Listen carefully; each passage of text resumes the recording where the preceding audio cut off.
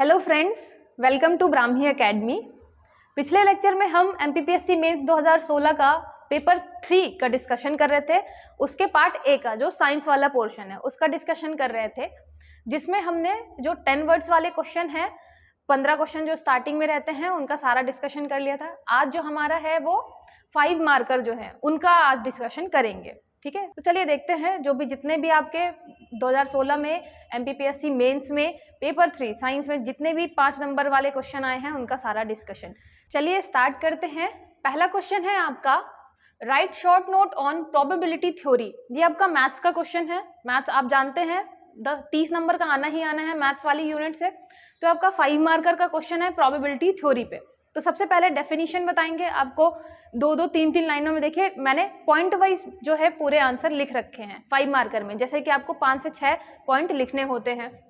सबसे पहले probability theory का हम क्या बताएंगे, डेफिनेशन बताएंगे कि प्रोबेबिलिटी थ्योरी है क्या। एक तो ये ब्रांच ऑफ मैथमेटिक्स है, सबसे पहले तो ये बता दिया।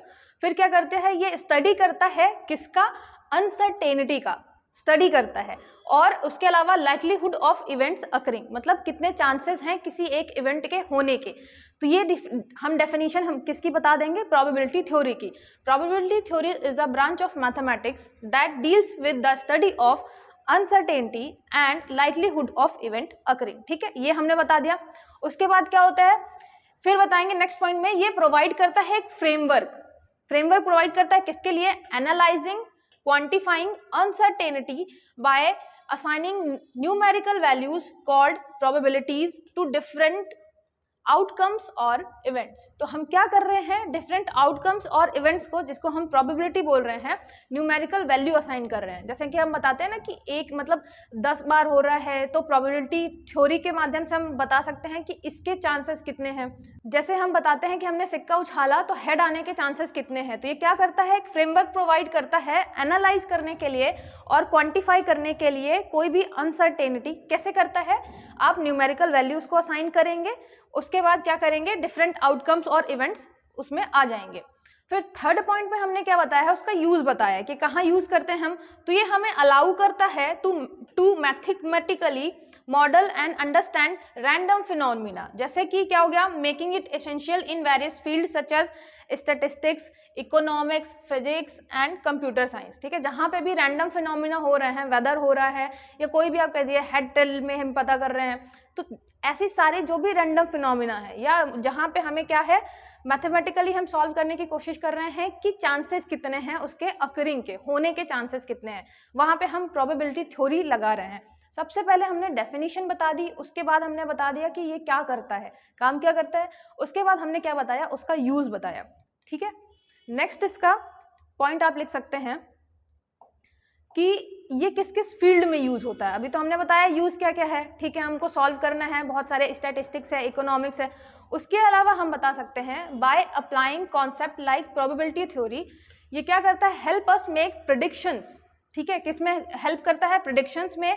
Make informed decision and assess risk in rigorous and systematic manner. ये किस में काम आ रहा है, मतलब आप चाहे तो यूज में डाल के आप 2-3 पॉइंट लिख सकते हैं। पहला पॉइंट हो गया आपका कि आप स्टैटिस्टिक्स में, इकोनॉमिक्स में, कंप्यूटर साइंस में उसका यूज कर रहे हैं। दूसरा, उसका यूज करके क्या कर रहे हैं, आप रिस्क को एसेस कर रहे हैं, कितना रिस्क हो सकता है सिस्टमैटिक मैनर में, मतलब ऐसे रैंडमली नहीं कर रहे हैं, आप न्यूमेरिकल वैल्यू दे रहे हैं उसको, उसके बाद आप सॉल्व कर रहे हैं कि कितना सिस्टमैटिक एरर हो सकता है, रिस्क कितना आ सकता है।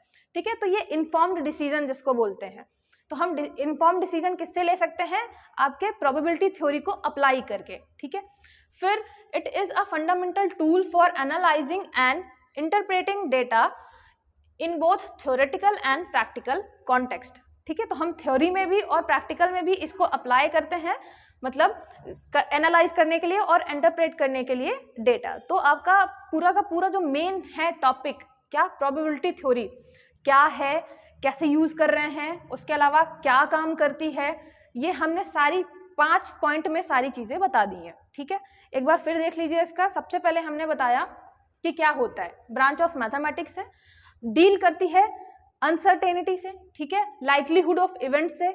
दूसरा हमने बताया कि ये क्या करता है, फ्रेमवर्क प्रोवाइड करता है, quantifying uncertainty by assigning numerical value. फिर हमने तीसरा क्या बताया, हमने बताया कि ये मैथमेटिकली एक मॉडल है जो अंडरस्टैंड करता है रैंडम फिनोमिना। यूज कहाँ होता है, जैसे कि हम स्टैटिस्टिक्स में, इकोनॉमिक्स में, फिजिक्स में, इन सब में यूज कर रहे हैं। फिर हमने बताया कि इसको यूज करके हम क्या काम निकाल सकते हैं, हम रिस्क का एसेस कर सकते हैं। उसके अलावा सिस्टमैटिक मैनर में बता सकते हैं कि आपका रिस्क कितना आएगा, ठीक है। उसके अलावा फिर हमने पांचवा पॉइंट क्या बताया कि ये फंडामेंटल टूल है analysing and interpreting data in both theoretical and practical manner. तो आप देखेंगे मेन पॉइंट जो है प्रोबेबिलिटी थ्योरी के हमने सारे इसमें इंक्लूड कर लिए, और ऐसे आपको भी करना है। कोई भी पॉइंट है तो आप उसमें जितने भी 5W होते हैं, क्या, कैसे, क्यों, हाउ, वाई, सारे लगा के देखेंगे और फिर उनका 5 मेन पॉइंट आपको लिख देना है, 5 से 6 पॉइंट, ठीक है। इतना ही आपको वहाँ पे स्पेस दिया ही रहेगा। नेक्स्ट देखते हैं, नेक्स्ट क्वेश्चन है आपका right short note on aerobic and anaerobic respiration. ये आपका बायो का क्वेश्चन हो गया, ठीक है। एरोबिक एंड एनारोबिक रेस्पिरेशन के बारे में पूछ रहा है। अगर कभी भी आपको डिफरेंस पूछता है किसी भी दो चीज़ों के बीच, तो सबसे पहले आपको क्या करना है, बीच में लाइन खींचनी है और दो बढ़िया से डब्बे बना लेने हैं और उनका मतलब कंपैरिजन चालू कर देना है, ठीक है। तो इसमें कंपैरिजन एक तरफ लिख दिया एरोबिक, एक तरफ एनारोबिक। एरोबिक कौन सी है, जिसमें ऑक्सीजन की उपस्थिति में होता है रेस्पिरेशन, ठीक है। तो occurs in the presence of oxygen, सबसे पहले तो ये लिख दिया। एनारोबिक कौन सा है, इसमें रेस्पिरेशन होगा एब्सेंस ऑफ ऑक्सीजन में, ठीक है। दूसरा क्या लिख दिया, जब ये टूटता है ऑक्सीजन के प्रेजेंस में, जब ये टूटता है ब्रेक डाउन ग्लूकोज करता है कार्बन डाइऑक्साइड और वाटर में, ठीक है। तो ग्लूकोज को तोड़ता है कार्बन डाइऑक्साइड और वाटर में। लेकिन जब एनारोबिक प्रक्रिया होती है तो इसमें क्या होगा, इसमें ग्लूकोज टूटेगा लैक्टिक एसिड और एथेनॉल और कार्बन डाइऑक्साइड में। मतलब आपका यहाँ पे वाटर बन रहा था और कार्बन डाइऑक्साइड बन रहा था ग्लूकोज टूटने के बाद ऑक्सीजन के उपस्थिति में, और यहाँ पे क्या बन रहा है, यहाँ पे आपका बनेगा लैक्टिक एसिड और इथेनॉल, उसके साथ साथ CO2, ठीक है, ग्लूकोज के टूटने पे। तो ये होता है ऑक्सीजन की जब प्रेजेंस नहीं होती है एनारोबिक रेस्पिरेशन में।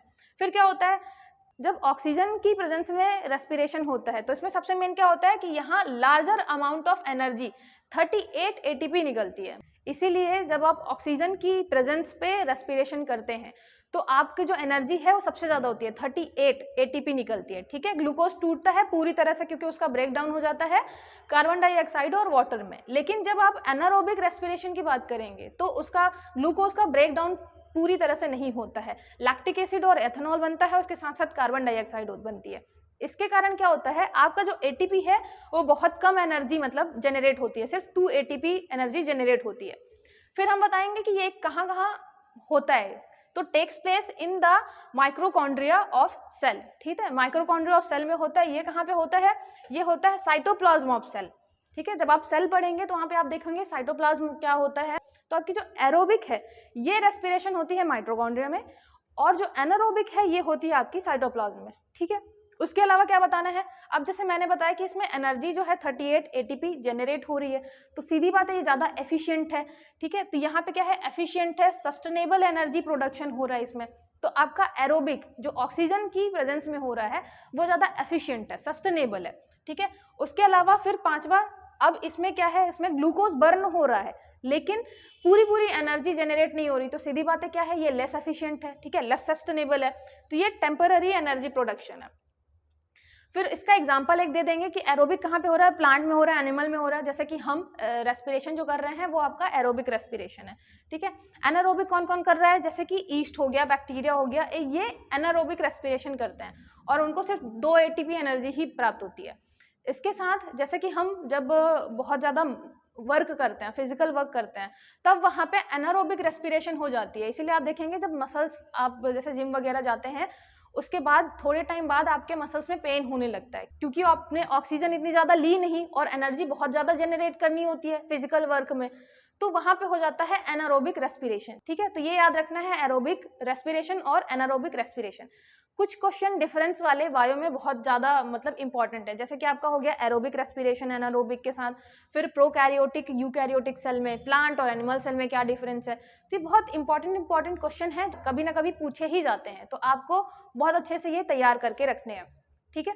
ये आपका मेन हो गया, आपने बता दिया कि डेफिनेशन क्या है, फिर ब्रेक डाउन कैसे होता है, फिर बता दिया एनर्जी कितनी निकलती है, फिर बता दिया कि होता कहाँ पे है, प्लेस किस प्लेस पे होता है, फिर उसके बाद आपने बता दिया एग्जाम्पल दे दिया एक दो, बस इतने में आपका मतलब मेन चीज़ें बता के आपको ख़त्म करना है, इतना ही आपको टाइम मिलेगा और इतनी ही वहाँ पे जगह भी मिलेगी।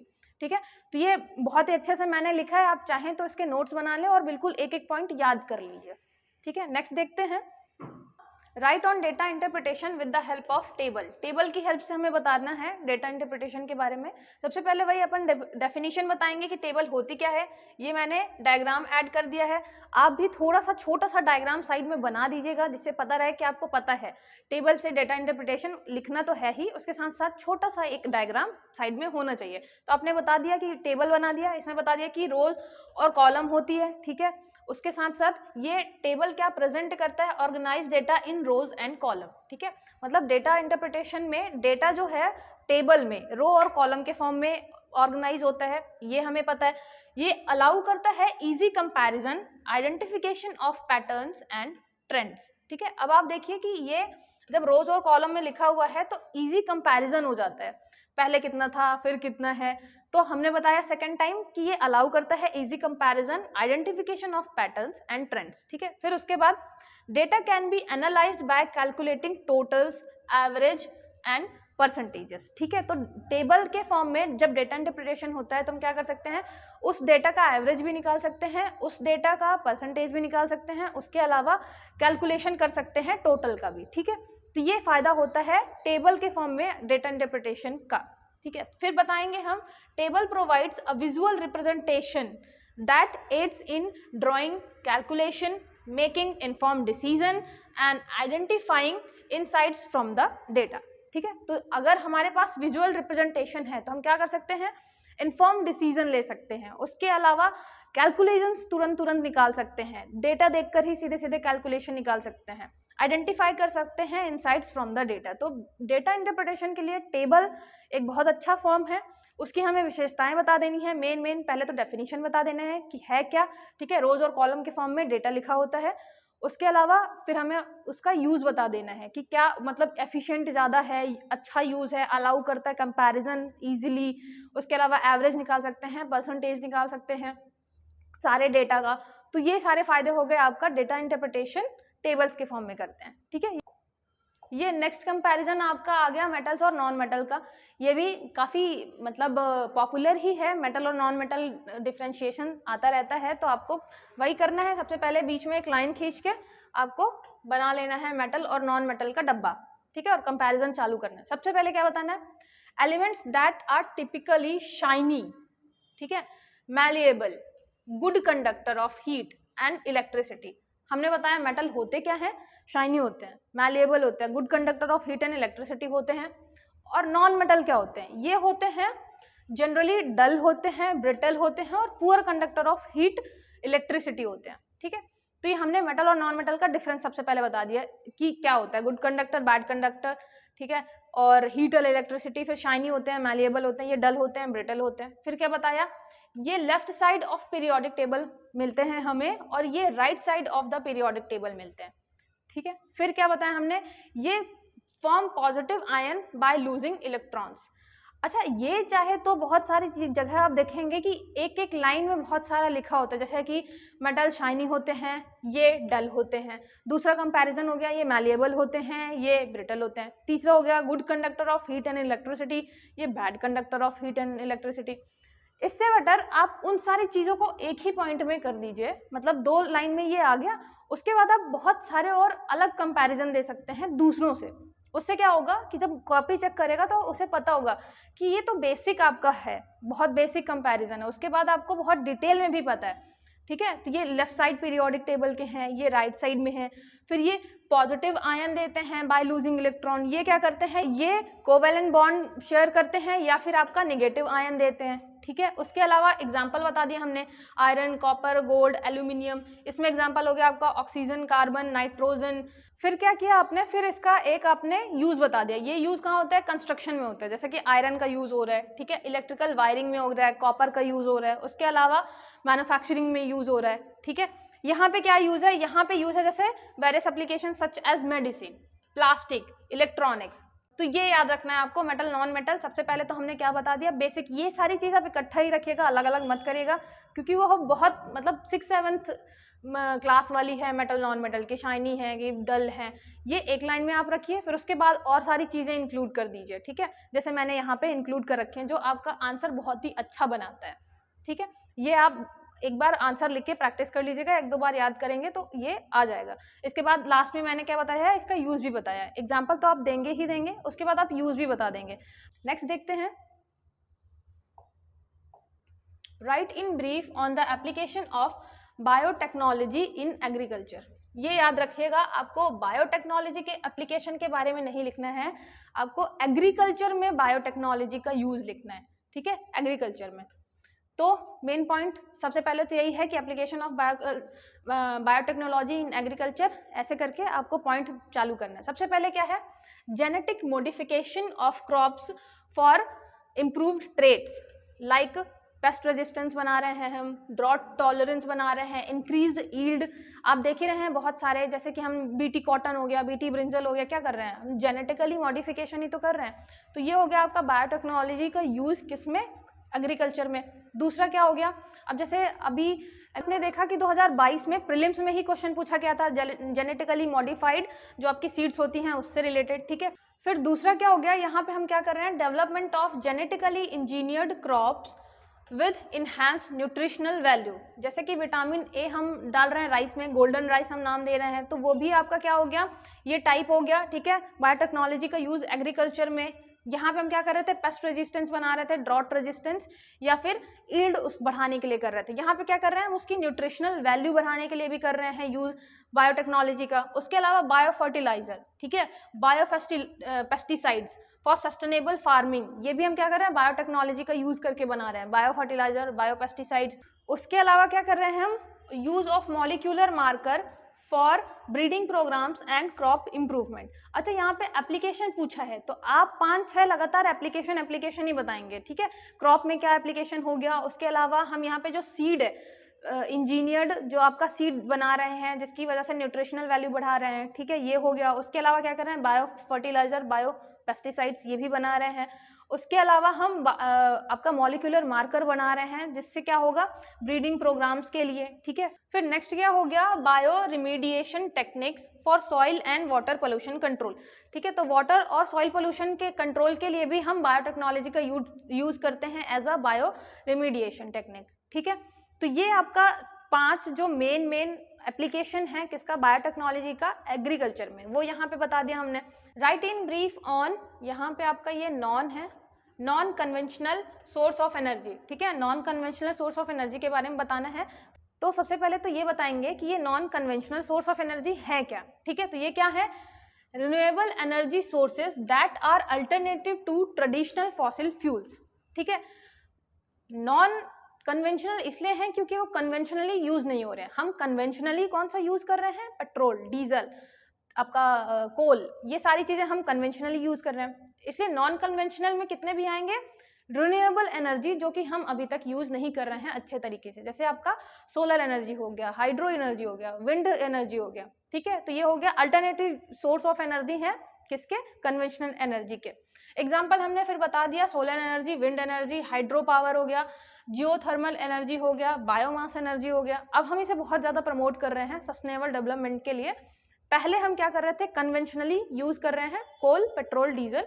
आपका सेकेंड पॉइंट हो गया कि ये सोर्सेज जो हैं वो क्या है, रिन्यूएबल है। रिन्यूएबल है मतलब ये कभी भी खत्म नहीं होंगे। आपका कोल, पेट्रोल, डीजल ये सब कभी ना कभी खत्म हो जाएगा, फॉसिल फ्यूल जो भी है, लेकिन ये आपके जो सोर्सेज हैं रिन्यूएबल है, मतलब ये रिन्यू होते जाएंगे, कभी भी खत्म नहीं होंगे, ठीक है, नेचुरली ओवर टाइम। फिर they have lower environmental impact, इसका ये भी एक फायदा है कि इसका जो इन्वायरमेंटल इम्पैक्ट है बहुत कम है फॉसिल फ्यूल के कंपैरिजन में, ठीक है। कंट्रीब्यूट करते हैं to reducing green house gases emission, तो ये इसलिए भी इंपॉर्टेंट हो जाते हैं क्योंकि ये क्या करते हैं, इन्वायरमेंटल इम्पैक्ट इनका बहुत कम है और इसके साथ साथ कंट्रीब्यूट करते हैं रिड्यूसिंग ग्रीन हाउस गैसेस। तो आपने सबसे पहले बताया non conventional source of energy हैं कौन से, ठीक है, एग्जाम्पल दे दिया। उसके बाद आपने इसके फायदे बता दिए, ठीक है। इसका फायदा क्या है कि रिन्यूएबल है, कभी खत्म नहीं होगा। इसके अलावा आपने बता दिया कि क्या करता है ये, इन्वायरमेंटल इम्पैक्ट बहुत कम है, सस्टेनेबल है, non conventional source of energy. फिर हो गया आपका non conventional sources of energy have several advantages. Advantages कौन कौन से हैं? एक तो ग्रीन हाउस गैस कम कर रहे हैं, ठीक है, ये हमने देख ही लिया। फिर उसके बाद इन्वायरमेंटल इम्पैक्ट इनका कम है, ये भी पता है, और लॉन्ग टर्म सस्टेनेबल है, ये भी हमें पता है। आप चाहें तो ये लाइन नहीं भी लिखें क्योंकि इसके पहले हम बता चुके हैं, या फिर इकट्ठा ये सारी चीजें यहाँ पे लिख सकते हैं, ठीक है। मैंने बताने के लिए यहाँ पे आपको एक साथ लिख दिया है कि इसके फायदे क्या क्या हो गए। फिर हो गया these energy sources are increasingly being adopted worldwide। क्यों? as a part of effort to transition to a cleaner and more sustainable energy future। ठीक है, तो ये हमने बता दिया। सबसे पहले डेफिनेशन बता दी, यहाँ पे सबसे पहले बता दिया होते क्या है, एग्जाम्पल दे दिया, फिर इसका फायदा क्या हो गया होगा, फिर ये बता दिया कि ये इनका जो इम्पैक्ट है इन्वायरमेंट में कितना कम है, सस्टेनेबल है। उसके बाद हमने बताया कि ये बहुत ही ज़्यादा अडॉप्ट हो रहे हैं वर्ल्ड वाइड। क्यों? क्योंकि सस्टेनेबल हमें फ्यूचर बनाना है, sustainable energy source, clean energy source हम अडॉप्ट कर रहे हैं वर्ल्ड वाइड, इसलिए इनका बहुत ज़्यादा यूज़ है और डिमांड भी। ठीक है, तो ये मेन चीज़ें आपने किसमें कर दी, non conventional source of energy में।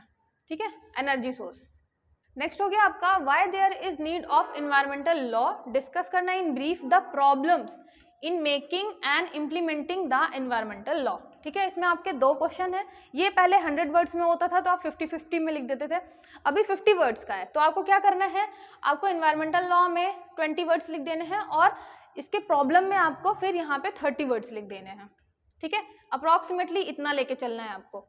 तो सबसे पहले बताएंगे आप कि why there is a need of environmental law. ठीक है, हमें जरूरत क्यों है। तो environmental law is needed to regulate human activities that impact the environment. ठीक है, सबसे पहले तो रेगुलेट करने के लिए ह्यूमन एक्टिविटी जो कि इम्पैक्ट करता है इन्वायरमेंट को, उसके अलावा इंश्योर करना protection, conservation and sustainable use of natural resources. नहीं करेंगे तो सस्टेनेबल यूज ऑफ रिसोर्सेज नहीं होगा, तो कंजर्व करने के लिए, प्रोटेक्ट करने के लिए और सस्टेनेबल यूज करने के लिए नेचुरल रिसोर्सेज का।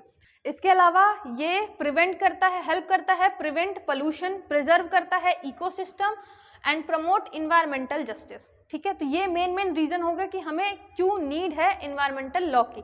आप चाहें तो इसको मतलब यहाँ पे लिख दें नीड, और ऐसे डब्बा बना के ये भी ऐसे कर सकते हैं। एक तो रेगुलेशन जरूरी है, रेगुलेट करने के लिए, ठीक है, कंजर्व करने के लिए, उसके अलावा प्रोटेक्ट करने के लिए इन्वायरमेंट। ठीक है, तो आप ये एक वर्ड नहीं लिखेंगे, इसमें थोड़ा सा पूरा मतलब छोटा सा पैराग्राफ बनाएंगे, छोटा प्रोटेक्ट करने के लिए। उसके अलावा मैंने बताया ये पोल्यूशन कंट्रोल के लिए। ठीक है, ये आपका पोल्यूशन कंट्रोल हो गया। यहाँ पे इन्वायरमेंटल जस्टिस के लिए, तो ये हो गया इन्वायरमेंटल जस्टिस।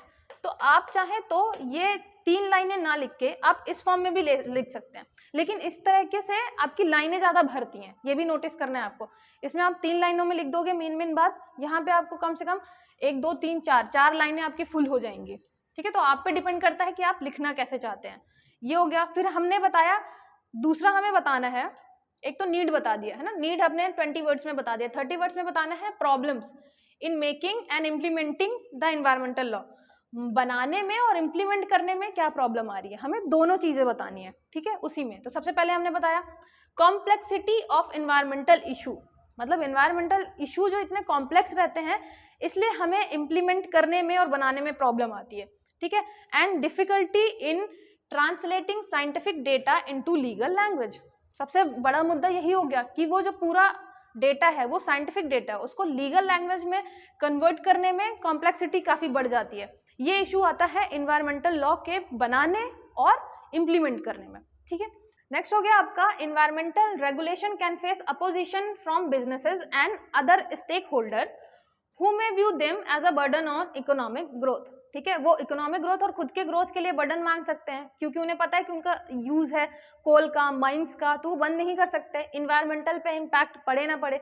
तो इसके कारण भी इन्वायरमेंटल रेगुलेशन में थोड़ा कॉम्प्लेक्सिटी आ जाती है उसके इम्प्लीमेंटेशन और मेकिंग में। ठीक है, नेक्स्ट आपको देखना है difficulty in enforcing environmental law due to insufficient resources. ये हमेशा हर लॉ के इम्प्लीमेंट में प्रॉब्लम आती है, हमारे पास रिसोर्सेज की कमी है इसलिए अच्छे से इम्प्लीमेंट नहीं कर पाते। ठीक है, इन एडुक्वेट मॉनिटरिंग सिस्टम, हमारे पास मॉनिटरिंग सिस्टम नहीं है। जैसे बहुत सारे अच्छे एक्ट आए हैं इन्वायरमेंटल को लेके, कानून बने हैं, लेकिन क्या हुआ है कि मॉनिटरिंग सिस्टम हमारा अच्छा नहीं है। इसकी वजह से क्या हो रहा है, इन्वायरमेंटल लॉस हो रहा है बहुत ज़्यादा। लैक ऑफ पब्लिक अवेयरनेस भी नहीं है इतनी ज़्यादा, ठीक है। इसकी वजह से क्या हो रहा है, इम्प्लीमेंट और मेकिंग में प्रॉब्लम आ रही है। फिर ट्रांसबाउंडरी नेचर ऑफ इन्वायरमेंटल प्रॉब्लम्स, ये भी एक बहुत बड़ा इशू है इन्वायरमेंटल लॉ के लिए। क्यों? क्योंकि ट्रांसबाउंडरी है। आप मतलब ये नहीं बोल सकते कि जो सुंदरवन वाला डेल्टा है वो बस खत्म हो जाए इंडिया पार्ट में, बांग्लादेश तरफ जाए ही नहीं, या फिर आप ऐसे स्टेट में भी कर सकते हैं, कंट्री में भी कर सकते हैं। हिमालयन पार्ट जो हो गया आपका वो सिर्फ इंडिया में रहे, नेपाल में नहीं जाए। मतलब ट्रांसबाउंडरी नेचर होने के कारण जो आपका इन्वायरमेंटल प्रॉब्लम है वो और ज़्यादा बढ़ जाता है। तो इन्वायरमेंटल लॉ के इम्प्लीमेंट करने में बहुत प्रॉब्लम आती है, ठीक है। तो ये also create difficulty in enforcing environmental law.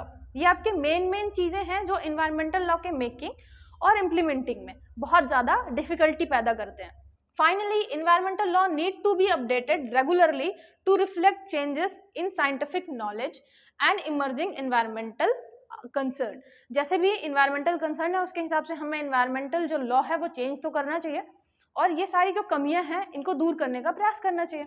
अगर आपको अभी सिर्फ प्रॉब्लम पूछा हुआ है, सॉल्यूशन पूछेगा तो आप यही सारे सॉल्यूशन में लिखेंगे चीज़ें कि भाई हमें ट्रांसबाउंडरी नेचर है तो आस पड़ोस से बात करके अच्छे से उनसे कंसर्न करके इन्वायरमेंटल लॉ इम्प्लीमेंट करना चाहिए, ठीक है। हमारे पास जितने रिसोर्सेज हैं उनका बहुत इफिशिएंट तरीके से यूज़ करना चाहिए, ठीक है। यहाँ पे हम ऐसे इकोनॉमिक ग्रोथ करें सस्टेनेबली तरीके से कि इकोनॉमिक ग्रोथ भी हो, उसके साथ साथ इन्वायरमेंटल का लॉस ना हो ज़्यादा। तो ये सारी चीज़ें फिर आप सॉल्यूशन में भी लिख सकते हैं, ठीक है। ये आपका क्वेश्चन फिर 200 वर्ड्स में जाएगा कि प्रॉब्लम क्या है, सॉल्यूशन क्या है। नेक्स्ट देखते हैं, what is Newton's first law of motion, explain in brief. अभी आपको 50 वर्ड्स में लिखना है, तो आप बहुत अच्छे से इसको समझाएंगे भी, फिर उसका एग्जाम्पल भी अच्छे से देंगे। तो क्या है Newton first law? Newton first law also known as the law of inertia, ये भी आप बताएंगे कि ये इसको क्या बोलते हैं साथ में, law of inertia. States that an object at rest will stay at rest. Example क्या हो गया, स्टेशनरी बॉल है, will stay stationary unless acted upon by force. कोई भी वस्तु या ऑब्जेक्ट है वो तब तक स्टेशनरी रहेगा, उसी जगह पे रहेगा जब तक कि उसमें फोर्स नहीं लगता बाहर से, ठीक है। दूसरा इसे में हमें क्या है कि कोई ऑब्जेक्ट अगर मोशन में है, ये तो स्टेशनरी ऑब्जेक्ट के लिए था, लेकिन अगर कोई मोशन में है ऑब्जेक्ट तो वो तब तक मोशन में रहेगा जब तक कोई आपका फोर्स नहीं लगेगा बाहर से। तो object in motion will continue moving at a constant velocity in a straight line unless acted upon by an external force. ये दो मेन चीजें हैं जो कि लॉ ऑफ इनर्शिया और न्यूटन फर्स्ट लॉ को बताती हैं, ठीक है। This law describe the concept of inertia which is the resistance of an object to changes in its motion. Inertia मतलब क्या हो गया कि ये रेजिस्टेंस है किसी भी ऑब्जेक्ट में जो क्या करता है, उसके मोशन को अपोज करता है, ठीक है। जिस भी कंडीशन में है वो उसी कंडीशन में रहता है जब तक कि कोई फोर्स अलग से नहीं लगता। तो ये आपका बता दिया inertia. In the absence of force object tend to maintain their state of motion, है ना। मतलब अगर फोर्स नहीं लगा रहे हैं तो अगर वो मूव कर रहा है तो मूव ही करता रहेगा, अगर स्टेशनरी है तो स्टेशनरी ही रहेगा। तो ये हो गया आपका Newton first law of motion. फिर इसमें आप एग्जांपल क्या देंगे, एग्जांपल जैसे कि आप वही गाड़ी में बैठे हुए हैं और जब गाड़ी आगे बढ़ती है तो आपका जो बॉडी अपर बॉडी पार्ट है वो पीछे झुक जाता है, या फिर बस रुकती है तो आप आगे साइड गिर जाते हैं। मतलब ये सारी चीज़ें आप इसके एग्जाम्पल में लिख सकते हैं। नेक्स्ट हो गया आपका give a brief information on factor responsible for environmental degradation, ठीक है। हमें फैक्टर्स बताने हैं रिस्पॉन्सिबल फॉर इन्वायरमेंटल डिग्रेडेशन। तो इसमें आपको 4-5 फैक्टर बताने हैं। सबसे पहला हो गया ह्यूमन एक्टिविटी, सबसे पहले रखेंगे। इसमें डिफॉरेस्टेशन हो गया, अर्बनाइजेशन हो गया, ठीक है, इंडस्ट्रियलाइजेशन हो गया, इंटेंसिव एग्रीकल्चर हो गया। ये हो गया आपके factor responsible for environmental degradation. अब इसका इम्पैक्ट क्या पड़ता है, डिफॉरेस्टेशन, अर्बनाइजेशन, इम्पैक्ट क्या पड़ रहा है, इसका इम्पैक्ट हो रहा है ग्रीन हाउस गैसेज एमिशन हो रही हैं, पॉल्यूटेंट रिलीज हो रहे हैं, नेचुरल हैबिटेट जो है उसका डिस्ट्रक्शन हो रहा है। तो ये हो गया इसका इम्पैक्ट। इम्पैक्ट आप चाहें तो लिख सकते हैं, ना चाहें तो सिर्फ आप क्या बताइए, फैक्टर्स बताइए इन्वायरमेंटल डिग्रेडेशन के। फिर हमें दूसरा फैक्टर बताना है जो कि इन्वायरमेंटल डिग्रेडेशन के लिए रिस्पॉन्सिबल है, वो कौन सा है, वो है क्लाइमेट चेंज। इन्वायरमेंटल आपका डिग्रेड इसलिए भी हो रहा है क्योंकि क्लाइमेट चेंज हो रहा है। क्लाइमेट चेंज में क्या है आपका, जैसे CO2 निकल रही है, मीथेन निकल रही है, इसकी वजह से आपका जो टेम्परेचर है, सी लेवल है, ये राइज हो रहा है, ठीक है। इसकी वजह से devastating impact on the environmental and human society, ये हो गया आपका एनवायरमेंटल डिग्रेडेशन क्लाइमेट चेंज की वजह से। थर्ड हो गया ओवर पॉपुलेशन।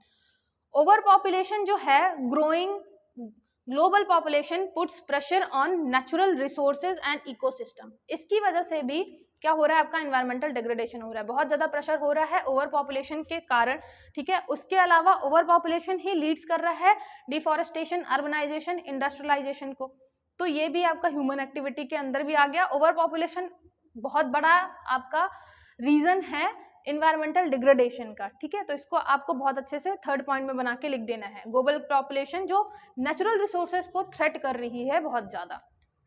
नेक्स्ट देखिए, नेचुरल डिजास्टर, आपने मतलब ह्यूमन एक्टिविटीज़ बता दी, उसके साथ साथ आप नेचुरल एक्टिविटीज़ भी बताओगे जो इन्वायरमेंटल डिग्रेडेशन के लिए रिस्पॉन्सिबल है।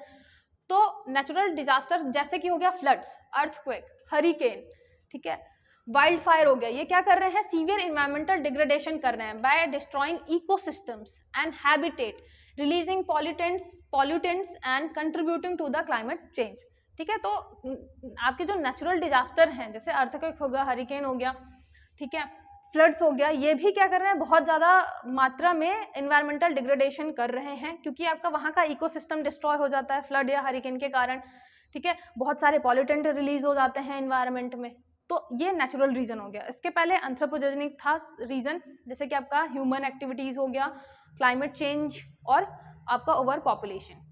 फिर अनसस्टेनेबल कंजप्शन पैटर्न, ये भी एक बहुत बड़ा रीज़न है इन्वायरमेंटल डिग्रेडेशन का, कि हमारा जो कंजप्शन पैटर्न है वो अनसस्टेनेबल है। जैसे कि आप pattern such as over use of natural resources, ठीक है। 4-5 फैक्टर हैं, तो फैक्टर अगर आप चाहें तो 2 में लिख दीजिए। एक कारण होगा कौन सा, आपका ह्यूमन, एक तो ह्यूमन एंथ्रोपोजेनिक होगा और एक होगा नेचुरल, लेकिन फिर ह्यूमन में आपको बहुत सारे बांटने पड़ेंगे अलग अलग, ठीक है। जैसे मैंने बताया ओवर पॉपुलेशन हो गया, ओवर पॉपुलेशन की वजह से डिफॉरेस्टेशन, अर्बनाइजेशन, इंडस्ट्रियलाइजेशन, उसके अलावा अनसस्टेनेबल कंजप्शन पैटर्न, ये भी आपका ह्यूमन एक्टिविटी में आएगा। तो ये सारी चीज़ें फिर आप ह्यूमन के अंदर भी कर सकते हैं, या फिर ऐसे जैसे मैंने लिख रखा है 4-5 पॉइंट, आप ऐसे भी बना के लिख सकते हैं। तो अनसस्टेनेबल कंजप्शन पैटर्न के कारण क्या हो रहा है, नेचुरल रिसोर्सेज का ओवर यूज हो रहा है, वेस्टफुलनेस हो रहा है, over packaging have significant environmental impact, ठीक है, contributing to pollution, landfill, depletion of natural resources. तो ये आपका इन्वायरमेंटल डिग्रेडेशन हो रहा है। ओवर पॉपुलेशन के अलावा इतनी ज़्यादा पॉपुलेशन है, फिर उसका कंजप्शन पैटर्न जो है वो भी अनसस्टेनेबल है, जो कि इन्वायरमेंटल डिग्रेडेशन का कारण है। फिर इनएडिक्वेट इन्वायरमेंटल पॉलिसीज एंड रेगुलेशन, ये भी एक रीज़न है। देख रहे थे डोनाल्ड ट्रंप के टाइम पे वो क्लाइमेट चेंज एग्रीमेंट से ही वापस अपने आप को हटा लिया था अमेरिका को, तो पॉलिटिकल विल भी बहुत ज़्यादा नहीं है, इसकी वजह से भी इन्वायरमेंटल डिग्रेडेशन बहुत ज़्यादा हो रहा है, ठीक है। नेक्स्ट देखते हैं 10th क्वेश्चन, ये हो गया आपका right in brief about primary and secondary sexual character, ये आपका बायो का क्वेश्चन हो गया, ठीक है। फिजिक्स, केमिस्ट्री, मैथ्स, आप देख रहे हैं एनवायरनमेंट, सारे क्वेश्चन आ चुके हैं, 10 वर्ड्स में भी हैं, 50 वर्ड्स में भी हैं, ठीक है। तो पैटर्न बहुत ज़्यादा सेम ही है, कुछ ही नए टॉपिक हैं जो ऐड हुए हैं अभी 2020 में। ये आपका प्राइमरी, सबसे पहले आप बताएंगे कि प्राइमरी सेक्सुअल जो आपके कैरेक्टर्स हैं वो कौन से हैं। तो primary sexual characteristics are physical feature of an individual reproductive system that develop from birth and are essential for reproduction, ये बर्थ से हो जाते हैं डेवलप और रिप्रोडक्शन के लिए इसेंशियल हैं, ठीक है। एग्जाम्पल बता दीजिए। तो एग्जाम्पल आपको मेल और फीमेल दोनों का अलग अलग देना है। मेल में प्राइमरी सेक्सुअल कैरेक्टर हो गया जैसे कि टेस्टिस, पीनस और प्रोस्टेट ग्लैंड, ठीक है। फीमेल में क्या हो गया, ओवरी, यूट्रस एंड वजाइना, ये आपका फीमेल और मेल का हो गया प्राइमरी कैरेक्टर जो कि इसेंशियल है रिप्रोडक्शन के लिए। सेकंड देखना है आपको, सेकेंडरी कैरेक्टर कौन कौन से हैं। Secondary sexual character are physical feature that develop during puberty, ये 2 मेन चीजें हैं जो याद रखना है, ये बर्थ से डेवलप हो जाता है और इसेंशियल फॉर रिप्रोडक्शन, ठीक है। प्राइमरी कैरेक्टर की बात कर रही हूँ मैं। और सेकेंडरी सेक्सुअल कैरेक्टर है, ये कब होता है, ये डेवलप होता है during puberty which are not directly involved in reproduction but distinguish male and female from one another, ठीक है। ये क्या करता है, बर्थ से नहीं होता है, ये तो प्यूबर्टी के टाइम पे डेवलप होता है और रिप्रोडक्शन में डायरेक्टली इन्वॉल्व नहीं होता, बस क्या करता है, डिस्टिंग्विश कर देता है या फिर थोड़े ऐसे फीचर्स डेवलप कर देता है मेल और फीमेल अलग अलग दिखाने के लिए, ठीक है। रिप्रोडक्शन में डायरेक्टली इन्वॉल्व नहीं होता है। In male secondary sexual character कौन कौन से हो गया, facial and body hair growth, जैसे कि दाढ़ी आना, मूछें आना, मेन की अगर बात करें तो ये हो गया सेकेंडरी सेक्सुअल कैरेक्टर, ठीक है। डीपनिंग ऑफ द वॉइस, जब आवाज गहरी हो जाती है, ठीक है। Development of more muscular physique, मतलब आपका जो स्ट्रेंथ है वो काफी बढ़ जाता है कंपैरेटिवली अगर महिला के देखें तो, ठीक है। तो ये सारे हो गए मेल में जो कि प्यूबर्टी के टाइम पे होता है, और ये आपका सेक्सुअल कैरेक्टर सेकेंडरी है, ठीक है। प्राइमरी याद रखना है, बर्थ से होगा, उसके साथ साथ रिप्रोडक्शन में ये इसेंशियल है ना, इसके अलावा मतलब फिर रिप्रोडक्शन हो ही नहीं पाएगा। सेकेंडरी जो है आपका वो इसेंशियल नहीं है, वो डायरेक्टली इन्वॉल्व नहीं होता रिप्रोडक्शन में, ठीक है। जैसे एग्जांपल हो गया आपका दाढ़ी मूंछ बढ़ गई मेन में, उसके अलावा वॉइस गहरी हो गई, ठीक है। मस्कुलर जो आपका फिजिक है वो थोड़ा हो गया। वुमेन का क्या होता है, फीमेल में हो गया जैसे कि ब्रेस्ट डेवलपमेंट हो गया, वाइडनिंग ऑफ हिप्स हो गया, ठीक है, growth of pubic and under arm hairs. These physical changes are brought about by the hormonal changes, ठीक है। हार्मोन्स चेंज होते हैं एक पर्टिकुलर एज आने के बाद, उसके कारण होता है दैट अकर ड्यूरिंग प्यूबर्टी, ठीक है। प्यूबर्टी होता है तो हार्मोनल चेंजेस होते हैं, हार्मोन्स के कारण ये सारे आपके सेकेंडरी जो डेवलपमेंट है सेक्सुअल कैरेक्टर का वो होता है। with testosterone being the primary hormone involved in male development and estrogen, progesterone being the primary hormones involved in primary female development, ठीक है। तो आपका जो मेल है उसमें टेस्टोस्टेरोन है हार्मोन जो डेवलप करता है सेकेंडरी सेक्सुअल कैरेक्टर, फीमेल में कौन सा हो गया, एस्ट्रोजन एंड प्रोजेस्टेरोन जो फीमेल में सेकेंडरी सेक्सुअल कैरेक्टर डेवलप कर रहा है, ठीक है। These sexual characteristics are essential for sexual reproduction and play a significant role in the development of sexual identity and behavior. पहले हमने बताया प्राइमरी कैरेक्टर कौन कौन से हैं, फिर बताया सेकेंडरी कैरेक्टर। मेन जो चीज़ें हैं बर्थ से डेवलप होता है, ये प्यूबर्टी के टाइम होता है, इसमें कौन सा हार्मोन्स यूज़ हो रहा है, और आपका जो सेकेंडरी कैरेक्टर है उसमें मेल में कौन सा हार्मोन जनरेट कर रहा है चीज़ें, और फीमेल में कौन सा हार्मोन उस टाइम पे रिलीज हो रहा है, ये सारी चीज़ें आपको बता देनी है, ठीक है। मेन पॉइंट आपको लिख देने हैं दोनों में अलग अलग। आप चाहें तो अब जैसे प्राइमरी और सेकेंडरी है तो ऐसे मैंने आपको बताया था कि ऐसे लाइन बना के भी यहाँ पे प्राइमरी लिख सकते हैं और यहाँ पे सेकेंडरी लिख सकते हैं, और जैसे हम डिफरेंस बताते हैं किसी भी दो चीज़ में वैसे भी आप चाहें तो इसको रिलेट करके लिख सकते हैं, ठीक है। या फिर जैसे मैंने लिखा है पॉइंट लिख दिया, पहले प्राइमरी के बारे में फिर सेकेंडरी के बारे में फिर उसका इंपॉर्टेंस बता दिया, तो आप वैसे भी कर सकते हैं। नेक्स्ट देखिए 11 नंबर का हो गया व्हाट इज नैनो टेक्नोलॉजी और right in brief it's possible application, ठीक है। तो सबसे पहले आपको क्या करना है, ये 100 वर्ड्स में था, मतलब 50 इसका जाएगा, फिर पॉसिबल एप्लीकेशन का 50 वर्ड्स जाएगा। अब इसमें क्या हो गया 50 वर्ड्स टोटल हैं, तो आप नैनो टेक्नोलॉजी के लिए 20 वर्ड्स लिखेंगे, मतलब इसकी डेफिनीशन सीधे सीधे, और जो इसका एप्लीकेशन है, एप्लीकेशन दो मतलब कम से कम 3 से 4 पॉइंट, तो आपका 30 वर्ड्स में जाएगा एप्लीकेशन, ठीक है। तो ऐसे आप डिवाइड कर लेंगे अगर 50 वर्ड्स में 2 क्वेश्चन पूछता है तो नैनो टेक्नोलॉजी क्या है, is a study, design, creation and manipulation of materials and devices at the nano scale which is typically in the range of 1 to 100 nanometres, nm जिसको बोलते हैं, ठीक है।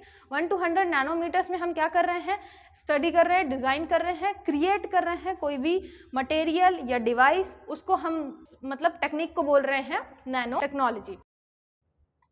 नेक्स्ट देखते हैं, अब हमें क्या बताना है नैनो टेक्नोलॉजी के एप्लीकेशन मैंने यहाँ पे 3-4 लिखे हैं, आप और भी लिख सकते हैं ऐड करके 2-2 लाइन में, और आपको इतना ही टाइम मिलेगा और इतनी ही जगह मिलेगी कि आप कम से कम 3 से 4 पॉइंट बता पाएँ।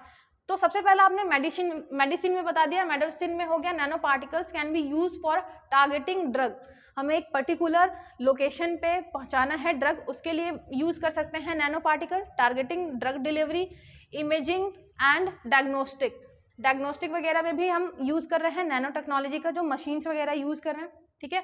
As well as improve the efficiency of medical devices, example nanobots. तो ये आपने या फिर इतनी लाइन ना लिख के नैनोबॉट्स एग्जांपल में सीधे लिख दीजिए। फिर हो गया नैनो टेक्नोलॉजी इलेक्ट्रॉनिक्स में कैसे यूज हो रहा है। तो इलेक्ट्रॉनिक्स में आपको पता है हम क्या कर रहे हैं, बहुत स्मॉल और फास्ट इलेक्ट्रॉनिक कंपोनेंट बना रहे हैं, जैसे कि सुपर कंप्यूटर हो गया, चिप्स हो गया, डिस्प्ले हो गया। पहले कितने बड़े बड़े होते थे, अब कितने छोटे छोटे और कितना फास्ट चलने लग गए हैं। तो इलेक्ट्रॉनिक्स में नैनो टेक्नोलॉजी का बहुत ज़्यादा यूज है, create smaller and fast electronic devices. ठीक है, फिर थर्ड हो गया आपका एनर्जी। एनर्जी में हम क्या फोकस करते हैं, एनर्जी क्या होनी चाहिए, जो हम डिवाइसेस बना रहे हैं वो इफिशिएंट होना चाहिए, कॉस्ट इफेक्टिव होना चाहिए, उसके अलावा मतलब सस्टेनेबल होना चाहिए। तो जो हम बैटरी बनाए, जैसे हम सोलर की बात करें तो जो हम बैटरी बनाते हैं वो क्या होगा, कॉस्ट इफेक्टिव होगी, इफिशिएंट होगी, उसकी सेल लाइफ ज़्यादा होगी। ये सारी चीज़ें हम किससे प्रमोट कर सकते हैं, नैनो टेक्नोलॉजी से, एनर्जी की फील्ड में। ठीक है, फ्यूल सेल भी बना रहे हैं तो हम बहुत अच्छा इफिशिएंट बना पा रहे हैं नैनो टेक्नोलॉजी की यूज़ से। इसमें हम कैसे नैनो टेक्नोलॉजी का यूज़ कर रहे हैं, इसमें हम क्या कर रहे हैं, हम इसमें पॉल्यूशन जैसे कि वाटर, एयर और उसके अलावा एफिशिएंट वाटर आपका वेस्ट वाटर ट्रीटमेंट, इन सब में हम नैनो टेक्नोलॉजी का यूज़ कर रहे हैं। ठीक है, तो पॉल्यूशन को कम करने के लिए एनवायरमेंटल रिमेडिएशन में आपका नैनो टेक्नोलॉजी यूज हो रहा है। ये एग्जाम्पल आप ज़रूर दीजिएगा। तो सबसे पहले हमने क्या बताया, नैनो टेक्नोलॉजी की डेफिनेशन बता दी, study, design, creation of nano devices. ठीक है, वो नैनो टेक्नोलॉजी के अंतर्गत आएगा। फिर उसके बाद हमने क्या बताया, उसका एप्लीकेशन। तो एप्लीकेशन सबसे पहले मेडिसिन में बताया, इलेक्ट्रॉनिक्स में, एनर्जी में, इसकी एक लाइन मटेरियल क्या आप लिख सकते हैं, इसके अलावा एनवायरमेंटल रिमेडिएशन, ये सारा हमने बता दिया। उसके 4-5 पॉइंट किसमें, नैनो टेक्नोलॉजी की एप्लीकेशन में। और आपको 50 वर्ड्स में सिर्फ इतना ही लिखना होगा। ये आप कोशिश करिएगा छोटे छोटे मतलब पॉइंट में लिखने का, कि आपने एक पॉइंट यहाँ पे लिखा एनवायरमेंटल रिमेडिएशन, और फिर उसमें छोटा सा नीचे पॉइंट लिख दिया जैसे कि वेस्ट वाटर मैनेजमेंट या वेस्ट वाटर ट्रीटमेंट में। ठीक है, तो ये वेस्ट वाटर ट्रीटमेंट आपने यहाँ पे लिख लिया। ये बहुत ज़्यादा लंबी लाइन लिखने की जरूरत नहीं है, या अगर आपको लगता है कि लाइन कम पड़ रही है तो फिर आप ऐसे ऐसे लिख के ऐसे पॉइंट मत बनाइए। फिर आप क्या करिए, आप कॉमा कर करके लिखिए। कॉमा कर करके लिखने में आप बहुत सारे पॉइंट, 3-4 पॉइंट एक ही लाइन में लिख सकते हैं। ठीक है, क्योंकि अल्टीमेटली आपको लाइनें बचानी है और कम से कम लाइनों में ज़्यादा से ज़्यादा इंफॉर्मेशन पुट करनी है। तो nano technology use to remove pollutant from water, air as well as improve the efficiency of waste water treatment. ये जैसे आप कॉमा कॉमा करके लिखेंगे तो सारी चीज़ें एक ही लाइन में हो जाएंगी। ठीक है, ये हो गया आपका एनवायरमेंटल, ये हो गया आपका नैनो टेक्नोलॉजी से। ठीक है, एप्लीकेशन से। आई होप आपको सारी चीज़ें समझ में आ रही हों। अगर आपको कहीं भी थोड़ा भी डाउट आता है तो आप आराम से मैसेज करके पूछ सकते हैं। इसके अलावा टेलीग्राम का ग्रुप भी है ब्राह्मी एकेडमी का, वो भी आप ज्वाइन कर सकते हैं। ठीक है, तो नेक्स्ट क्वेश्चन देखते हैं। Short note on blood group, हमें ब्लड ग्रुप के बारे में बताना है। तो ब्लड ग्रुप में याद रखिएगा 2 चीज़ें इंपॉर्टेंट होती हैं, एक होता है एंटीजन, एक होता है एंटीबॉडी। ठीक है, तो blood group, different blood group किससे रेफर होते हैं, different types of antigen and antibodies found on the surface of red blood cells. Antibody और एंटीजन के कारण आपका ब्लड ग्रुप डिसाइड होता है। The most well known blood group system are the ABO system and the Rh system. ठीक है, ABO system है और आरएच सिस्टम है। तो आप ब्लड ग्रुप में थोड़ा सा एबीओ सिस्टम के बारे में बताएंगे और थोड़ा आरएच सिस्टम के बारे में बताएंगे। यहाँ पे जो ये डिटेल लिखी हुई है, इसको आप ये टेबुलर फॉर्म में ना, इसके फॉर्म में भी बता सकते हैं। जैसे कि अगर ब्लड ग्रुप ए है तो उसमें एंटीजन कौन सा होगा, एंटीबॉडी कौन सी होगी, आप ऐसे भी बता सकते हैं। अगर आपको ऐसे नहीं बताना, लिख के बताना है, तो आप ऐसे ही बता सकते हैं। लेकिन अच्छा फॉर्म कौन सा होगा, मतलब जो आपका चेक करने वाला है प्रोफेसर, उसको अच्छा इस फॉर्म में लगेगा, क्योंकि चीज़ें समझ में आएंगी। तो ब्लड ग्रुप जो है, आप सीधे सीधे बता रहे हैं कि आपका ए ब्लड ग्रुप है, उसका जो एंटीजन है, एंटीजन ए है उसमें, लेकिन उसमें जो एंटीबॉडी है वो एंटीबॉडी है बी। ठीक है, एंटीजन जो होगा उसका जस्ट अपोजिट एंटीबॉडी होता है। आप देखिए, आपका जो ब्लड ग्रुप है बी, तब उसमें है आपका एंटीजन बी, लेकिन आपका जो एंटीबॉडी है ए।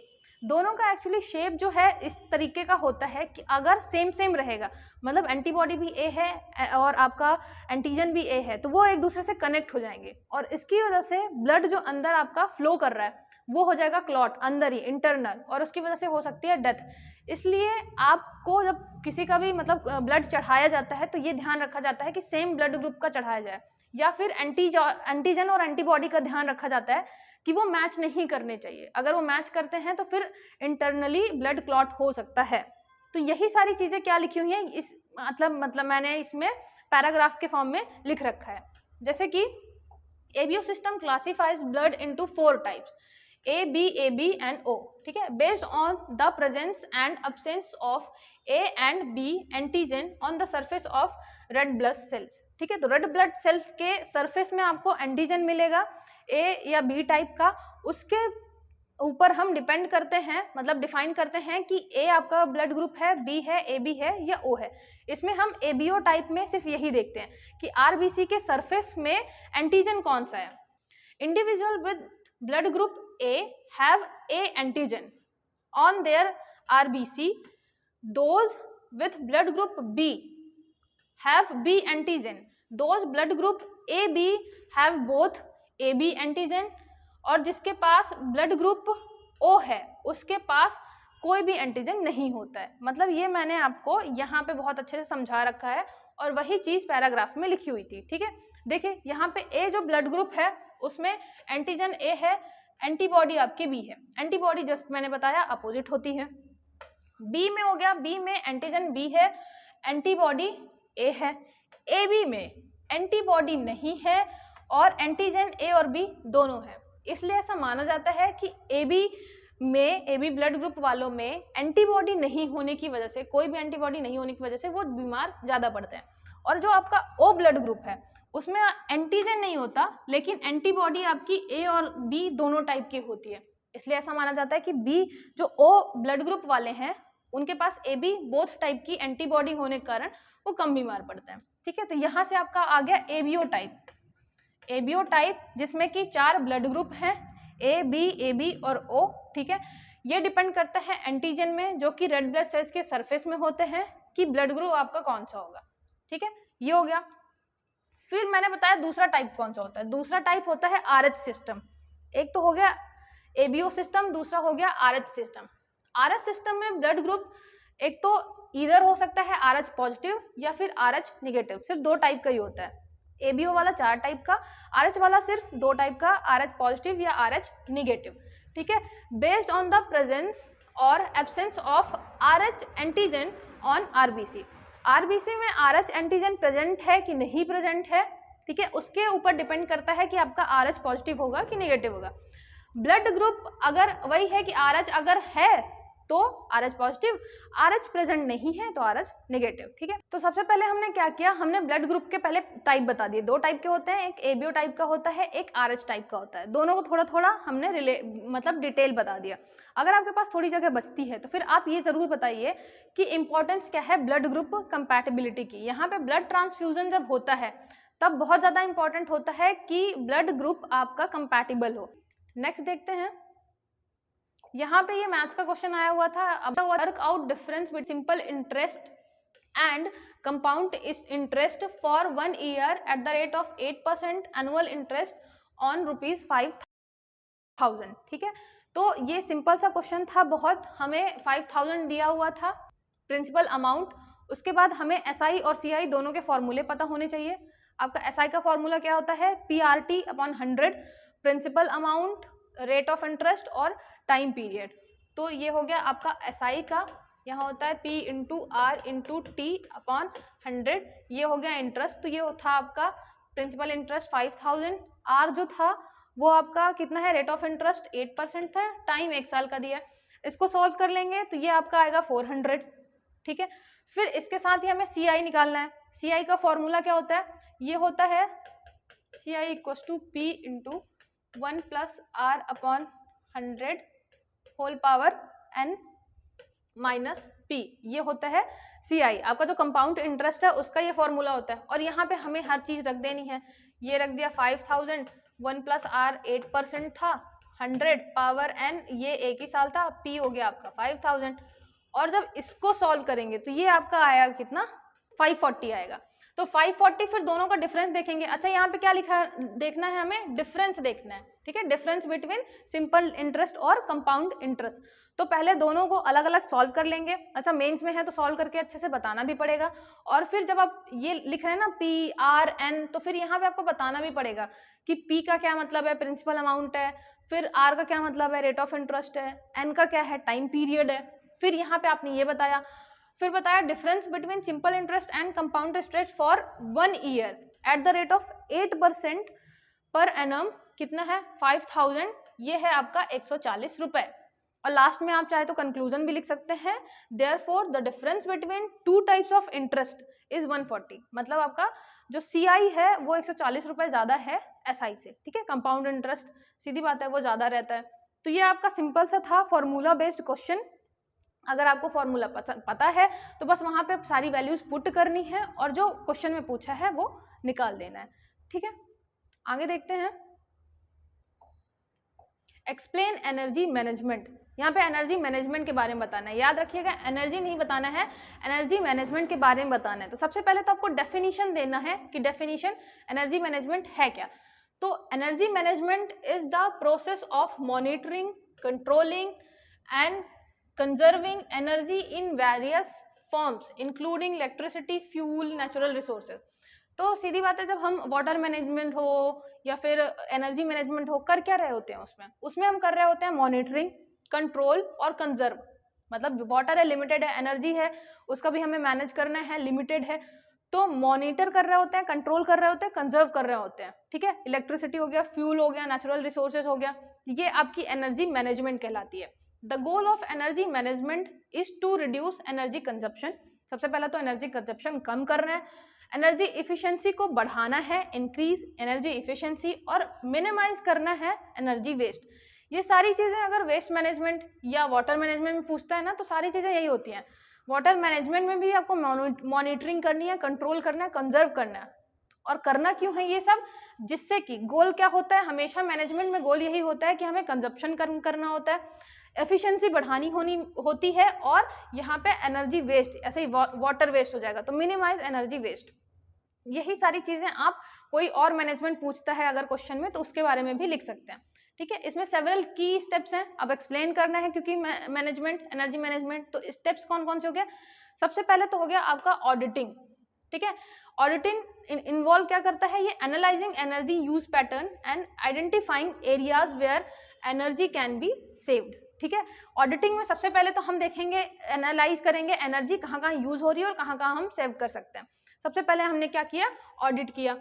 फिर उसके बाद क्या करना है, हमें टारगेट्स बनाने हैं, सेटिंग एनर्जी सेविंग टारगेट्स। फिर based on findings on energy audit, energy saving targets are set to guide energy management efforts, ठीक है। हमने क्या किया, ऑडिट किया, ऑडिट में निकाला यहाँ इतनी एनर्जी वेस्ट हो रही है, यहाँ इतनी सेव कर सकते हैं। उसके बाद हमने क्या किया, टारगेट सेट किया। उसके बाद हमने टारगेट सेट किया, तो यहाँ पे हो गया ऑडिट, ऑडिट के बाद टारगेट सेट किया। टारगेट सेट के बाद क्या करना है, developing N energy management plan. अब हमने टारगेट तो सेट कर लिया, अब हमें प्लान बनाना पड़ेगा कि उस टारगेट को अचीव कैसे करना है। तो energy management plan outlines the strategies and action that will be taken to achieve energy saving targets. अब हमें, मैंने बताया कि अब हमें क्या करना है, एक प्लान बनाना है जिससे हम एनर्जी मैनेजमेंट टारगेट्स को अचीव कर पाए। तो टारगेट के बाद क्या हो गया, हमारा प्लान। और ये सिंपल सा आपको समझ में आ रहा है, आप कोई भी चीज अचीव करते हैं, किसी भी मैनेजमेंट की बात करेंगे तो सबसे पहले क्या होगा, ऑडिट, मतलब आप पता लगाएंगे कि उसमें सेविंग कैसे की जा सकती है, क्या क्या काम कर सकते हैं। उसके बाद दूसरा टारगेट सेट करते हैं, टारगेट सेट कर लिया तो अब क्या करेंगे, अब तीसरा प्लान बनाएंगे, प्लान बनाएंगे कि उस टारगेट को अचीव कैसे करना है, ठीक है। फिर इसके बाद नेक्स्ट हुआ आपका इम्प्लीमेंटिंग एनर्जी सेविंग मेजर्स, ठीक है। हमने प्लान बना लिया, अब क्या करेंगे, इसको इम्प्लीमेंट करेंगे, ठीक है। प्लान पूरा बन चुका है, अब हम उसको इम्प्लीमेंट करेंगे। ये सारी चीजें आप किसमें, स्टडी मैनेजमेंट में भी देख सकते हैं कि पहले हम ऑडिट करेंगे कहाँ कितना पढ़ना है, उसके बाद टारगेट बनाएंगे, टारगेट को अचीव करने के लिए पूरा प्लान बनाएंगे, प्लान को इम्प्लीमेंट करेंगे। अच्छा, इम्प्लीमेंट के बाद चीजें खत्म नहीं हो जाती कि हमने इम्प्लीमेंट कर दिया, नहीं, उसके बाद ऑडिटिंग, जो आपका मॉनिटरिंग है, मॉनिटरिंग करेंगे, ठीक है। मॉनिटरिंग बहुत ज्यादा इंपॉर्टेंट है, तो यहाँ पे क्या करेंगे, हम मॉनिटरिंग करेंगे। Monitoring energy consumption and saving are tracked and reported regularly to ensure that energy saving targets are being met. अगर हम मॉनिटरिंग करेंगे नहीं तो हमें कैसे पता चलेगा कि जो हमने टारगेट सेट किया है वो हम अचीव कर भी पा रहे हैं कि नहीं, ठीक है। जैसे आपने बनाया कि 6 घंटे में पढ़ रहा हूँ, तो मॉनिटरिंग भी तो करनी पड़ेगी ना कि आप 6 घंटे पढ़ पा रहे हैं कि नहीं, आपको इतना सिलेबस कंप्लीट करना था तो हुआ कि नहीं। हर एक मैनेजमेंट में आपके यही पॉइंट आएंगे, ठीक है, ये की पॉइंट है। सबसे पहले ऑडिट हो गया, उसके बाद क्या हुआ, आपने टारगेट बनाया, टारगेट के बाद आपने एक पूरा प्लान बनाया, प्लान को इम्प्लीमेंट किया, इम्प्लीमेंट करने के बाद आप फीडबैक लेंगे, उसको मॉनिटर करेंगे, ठीक है, रिव्यू करेंगे। फिर ये जब रिव्यू कर लिया आपने टारगेट कि टारगेट हमें मिल पा रहे हैं कि नहीं इसको इम्प्लीमेंट करने से, फिर अगर टारगेट नहीं मिल पा रहे होंगे तो क्या करेंगे आप, फिर यहाँ पे प्लान चेंज करेंगे, ठीक है, और उसको फिर इम्प्लीमेंट करेंगे, और ये चलता रहेगा। इम्प्लीमेंट करने के बाद आप मॉनिटरिंग कर रहे हैं, मॉनिटरिंग बाद आप प्लान चेंज करेंगे, फिर इम्प्लीमेंट करेंगे और फिर मॉनिटरिंग करेंगे कि आपको अल्टीमेटली वो टारगेट अचीव करना है। अब आपको प्लान चाहे चेंज करना पड़े या उसी प्लान में आप अचीव करो, ठीक है। सबसे लास्ट लाइन आपकी ये है कि effective energy management requires collaboration and commitment from all stakeholders including building occupants, facility managers, ठीक है। तो ये आज के लिए बस इतना ही। ये आपका 5 मार्कर वाला जो पोर्शन था, जो कि पहले 100 वर्ड्स में आता था, अब आपको कितना 50 वर्ड्स में लिखना है। ये आपके सारे क्वेश्चंस थे 2016 के पार्ट ए, जिसमें साइंस वाला पोर्शन पूछा जाता है, उसके ये 5 मार्कर थे। आपकी जो नेक्स्ट इससे का लेक्चर आएगा वो आएगा आपके 200 वर्ड्स वाला, ठीक है, जिसमें पहले हमें 300 वर्ड्स लिखने पड़ते थे, ठीक है। तो पढ़ते रहिए, मिलते हैं नेक्स्ट लेक्चर में। All the best.